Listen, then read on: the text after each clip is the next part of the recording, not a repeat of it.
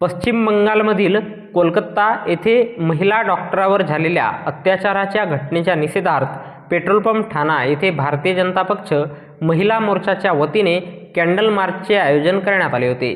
पश्चिम बंगालमधील कोलकाता येथे एका डॉक्टर महिलेवर तिच्या कामाच्या ठिकाणी 10 ते 12 नराधमांनी सामूहिक बलात्कार केला। तिच्या शरीराचा खूप छळ करण्यात आला। मनाला हादरवून देणारी अमानवीय घटना पश्चिम बंगालमध्ये 9 ऑगस्टला घडली आहे।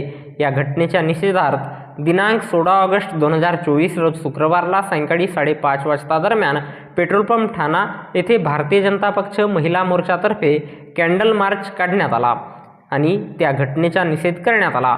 यावेळी भाजप जिल्हा महामंत्री महिला मोर्चा जिल्हा भंडारा कल्याणी तिरपुडे, तालुका महामंत्री भंडारा ग्रामीण ज्योती साबळे, बूथ प्रमुख ठाणा अर्चना पिंगळे, बूथ प्रमुख ठाणा रत्नमाला मथुरे, भाजप कार्यकर्त्या माधुरी बोपचे, स्वाती मोरे, शालिनी निनावे, भाग्यश्री ठाकरे, प्रीती बावनकुळे आणि अनेक महिला, मुली, वयोवृद्ध महिला, भाजप पदाधिकारी, भाजप कार्यकर्त्या यांनी कॅन्डल मार्च काढून या हिंसक घटनेचा निषेध केला।